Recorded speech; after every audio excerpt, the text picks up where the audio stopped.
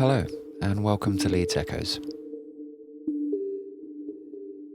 In this series, I'll be exploring different aspects of Leeds' rich history. Each episode, I'll tell a different story, whether it's a particular building, an entire industry, a lost transportation network. But most importantly, I want to try and figure out how the people that lived and breathed this history felt. What did the local butcher think? Or your neighbour? What did the city sound like? And what did it smell like? These are the kind of things I really want to explore in this series, and I'm really excited where the journey's going to take me. Hopefully I'll see some of you on the way.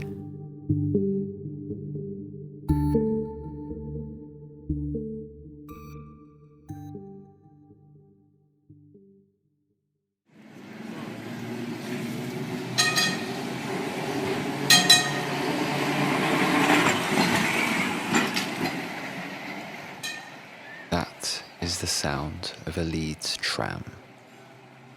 No, not a train. A tram. That's right, Leeds had trams.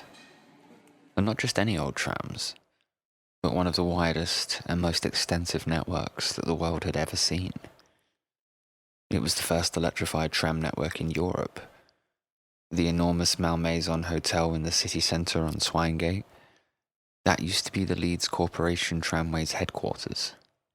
Yes, that beautiful and epic listed building was constructed solely to house the operational end of the network. It was that vast. Now you might rightly be thinking, well, if it was so impressive, where is it? Well, the last few in existence survive at Crick Tramway Village in Derbyshire, which is where the sound you heard at the beginning of the episode was recorded. And what happened to Leeds Tram Network? Now that's a question I've been asking myself for the best part of 10 years, since I first discovered Leeds' lost trams. Now, depending on how old you are and where you grew up in the world, you'll either instantly be able to picture a tram and how it weaves through the city streets, or you really won't. The best reference you'll have is a train, in which case the tracks will likely invoke danger and fear. Railway lines are separate. They occupy a separate place where humans shouldn't be. So it can be hard to imagine something that on the surface is so remarkably similar, running along the same city streets that you walk and drive. If you've never experienced them and without any historical context, it might well be quite hard for someone to imagine why they ever existed at all. Rewind to the second half of the 19th century, however, and a simple yet easily forgotten fact explains the tram's early rise to dominance. We hadn't figured out rubber yet. Therefore, most wheels were either steel or wood. And given that tarmac hadn't been invented either, and pretty much all roads were cobbled, and suddenly steel wheels running on a track was the obvious and only option for a smooth and remotely comfortable ride. After the rapid success of trains connecting city to city, trams quickly became the best way to provide mass transit within a city itself. Various people began to experiment in cities across the country. In Leeds, it was a chap named William Turton.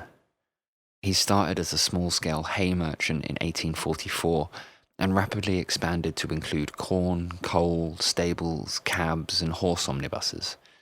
The key thing to remember at this time was hay and corn were fuel, and William, geniusly, learned everything there was to know about horses and what fueled them, so that when he launched his transportation empire, he had a ready supply of corn and hay to fuel it.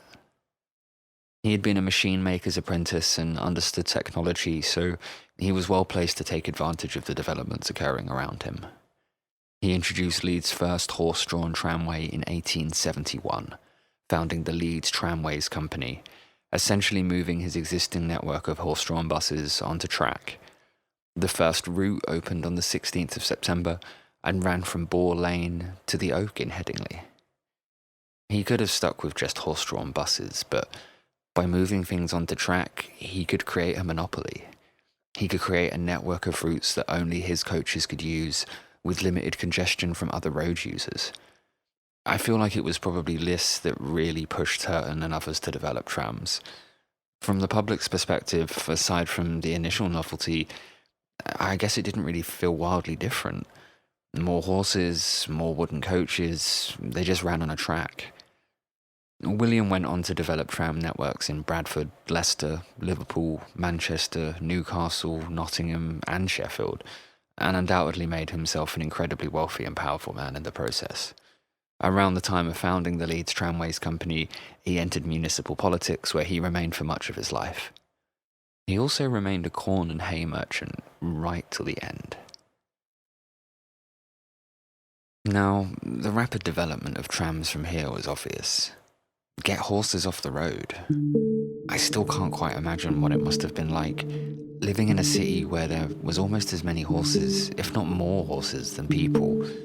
The smell, the mess, the noise. The first jump towards modernization came from steam.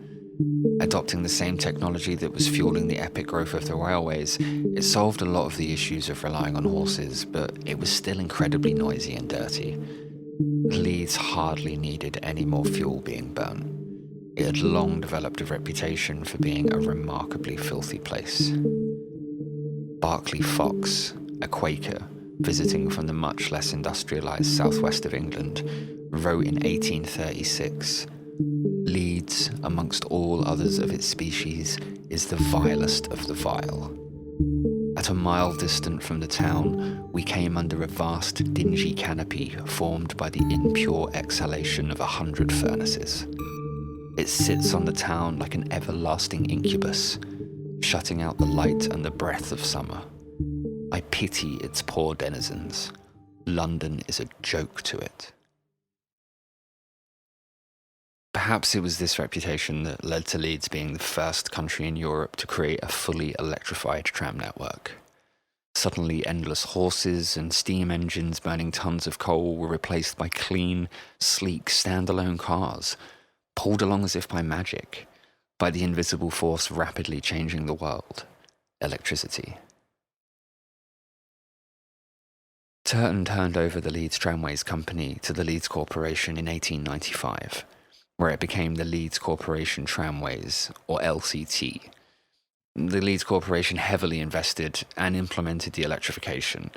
From here, Turton's well-established network of track exploded to become the world's most advanced tram system. They ran everywhere in Leeds. I've often found myself over the last decade Googling locations of potential jobs, working out if I can get there with Leeds' current, woefully inadequate offering of public transport, with inverted commas around public, because how a private company can be expected to supply a public service is something that still baffles me. The answer is usually no. But when I flick back to see if I could have easily gotten there with the tram network, the answer is always invariably yes.